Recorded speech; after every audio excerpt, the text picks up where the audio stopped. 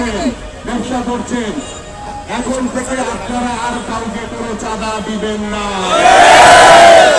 গত 17 বছরে আওয়ামী লীগ যে ভুল করেছে, আপনারা যদি একটি ভুল করেন তাহলে এই জাতি আপনাদেরকে ক্ষমা করবে না। ভাবমূর্তি নষ্ট করার চেষ্টা করছে।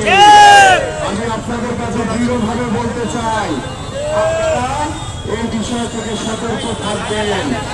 এই দুষ্কৃতিকারীরা দেশের কখনো মঙ্গল বয়ে আনতে পারে না, এবং এই দুষ্কৃতিকারী কিংবা আমার দলের লোক যদি কেউ চাঁদাবাজি করে, দখলদারি করার চেষ্টা করে, লুটতরাজ করার চেষ্টা করে, আমি এই যে দোকানদার ভাইরা এখানে আছেন, ব্যবসা করছেন, এখন থেকে আপনারা আর কাউকে কোনো চাঁদা দিবেন না। যদি কেউ চাঁদা চায়, কোন দখলদারি করার চেষ্টা করে, কোন লুটতরাজ করার চেষ্টা করে, আপনারা সকলে ওই দুষ্কৃতিকারীকে ধরে নিয়ে পুলিশে দিয়ে দিবেন কিংবা আর্মির ভাইদের হাতে তুলে দিবেন। এলাকাবাসী ঐক্যবদ্ধ থাকলে বাংলাদেশে আর কোনো বিশৃঙ্খলা তৈরি হবে না। বাংলাদেশে আর কোনো জুন খুন হত্যা দেখতে চাই না। আমরা বাংলাদেশে আমাদের ছাত্র ভাইদের উপরে যেভাবে গুলি করে হত্যা করা হয়েছে, সেই রক্ত আমরা দেখেছি, সেই রক্ত বাংলার মাটিতে আর দেখতে চাই না। আমরা বাংলাদেশের এই অবৈধ স্বৈরাচার শেখ হাসিনা সরকার যেভাবে আমাদের দলীয় নেতা কর্মীদের উপরে গুলি চালিয়েছে, যেভাবে হত্যা করেছে, আমরা বাংলাদেশে আর এগুলি দেখতে চাই না। আমি আমার বিএনপি নেতৃবৃন্দের উদ্দেশ্যে বলতে চাই, আপনারা জানেন গত 17 বছর ধরে বাংলাদেশের এই অবৈধ স্বৈরাচার সরকার যেভাবে বাংলাদেশের মানুষের উপরে নির্যাতন নিপীড়ন চালিয়েছে, আপনারা যদি এই ধরনের করে ভুল করেন, জাতি কিন্তু আপনাদেরকে ক্ষমা করবে না। তাই সতর্ক হয়ে যান, সতর্ক হয়ে যান, বারবার বলছি আমরা। এবং এলাকার ভাইদের কাছে বিনীত অনুরোধ করছি, এই যে দোকানদার যারা ব্যবসা করছেন, আপনাদের কাছে বিনীত অনুরোধ করছি, যদি কেউ এরকম আমার দলের লোক যদি আপনাদের কাছে কেউ চাঁদা চায়, লুটতরাজ করার চেষ্টা করে, দখলদারি করার চেষ্টা করে, সাথে সাথে আপনারা আইনের হাতে তুলে দিবেন। যদি না পারেন আমাকে জানাবেন, আমি নিজে এসে তাকে আইনের হাতে তুলে দেব। বিএনপির ভারপ্রাপ্ত চেয়ারম্যান দেশটার তারেক রহমানের একটি লক্ষ্য, সেটি হচ্ছে বাংলাদেশে যাতে আর কোন স্বৈরাচার তৈরি না হয়, দেশের মানুষ যাতে সুস্থ রাজনীতির ধারায় ফিরে আসতে পারে, এটাই হচ্ছে আমাদের বিএনপির ভারপ্রাপ্ত চেয়ারম্যান দেশটার তারেক রহমানের লক্ষ্য। এই লক্ষ্য নিয়ে আমরা বাংলাদেশ জাতীয়তাবাদী দলের সকল নেতৃবৃন্দ এদেশের জনগণকে সাথে নিয়ে আমরা আমাদের কাজ করে যাচ্ছি।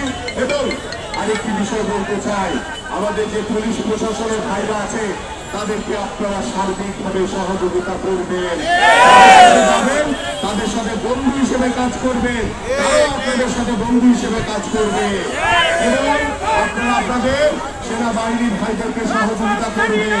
আমরা এই অন্তর্বর্তীকালীন সরকারকে সার্বিকভাবে সহযোগিতা করছি, এবং আমরা এই সহযোগিতার মাধ্যমে আমরা চাই বাংলাদেশের মানুষের যে 17 বছরের যে একটি আকাঙ্ক্ষা, একটি প্রত্যাশা, একটি অবাধ সুষ্ঠু নির্বাচন, সেই নির্বাচন যেখানে জনগণের ভোট দিবে, জনগণ ভোট দিয়ে তার জনগণের সরকারকে প্রতিষ্ঠা করবে, এবং সেই সরকার বাংলাদেশের জনগণের কথা মতো চলবে, এটাই হচ্ছে আমাদের লক্ষ্য।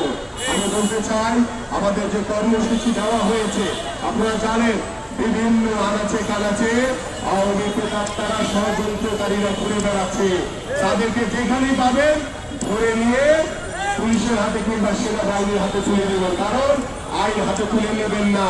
এবং গত 17 বছরে আওয়ামী লীগ যে ভুল করেছে, আপনারা যদি একটি ভুল করেন তাহলে এই জাতি আপনাদেরকে ক্ষমা করবে না। বাংলাদেশে আর কোনো রক্ত দেখতে চাই না। আমরা চাই শান্তিপূর্ণভাবে বাংলাদেশের মানুষ বসবাস করুক, ভালো থাকুক, একটি গণতন্ত্রকামী সমৃদ্ধশালী বাংলাদেশ আমরা দেখতে চাই করছি। এবং পাশাপাশি আমাদের মহানগরের নেতৃবৃন্দ এবং এখানে থানার নেতৃবৃন্দরা রয়েছে, আমাদের পরবর্তী নির্দেশনা না দেওয়া পর্যন্ত আপনার আপনাদের প্রতিদিনই আপনারা বিভিন্ন থানায় আমাদের এই গণহত্যাকারী শেখ হাসিনা বিচারের দাবিতে ফাঁসির দাবিতে আমাদের বিক্ষোভ মিছিল চলতে থাকবে এবং ছাত্র ভাইদেরকে সহযোগিতা করবেন, ছাত্ররা আপনাদেরকে সহযোগিতা করবে। এই প্রত্যাশা ব্যক্ত করে আমি আমার বক্তব্য এখানে শেষ করছি। আজকের মতো মিছিলের সমাপ্তি চূড়ান্ত খেলা এবং অন্যান্য যে খেলাগুলো আছে আপনারা পরবর্তীতে বিকালবেলা আপনারা মিছিলগুলো করবেন এবং ছাত্র ভাইদেরকে সাথে নেবেন।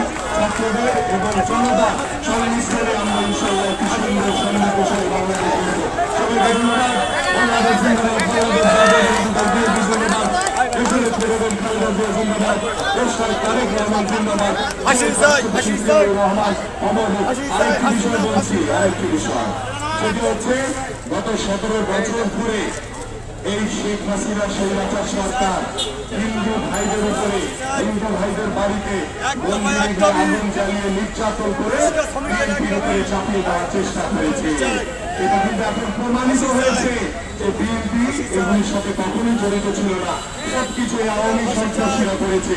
তাই সতর্ক থাকবেন এবং এই মন্দির, হিন্দু ভাইদের মন্দিরে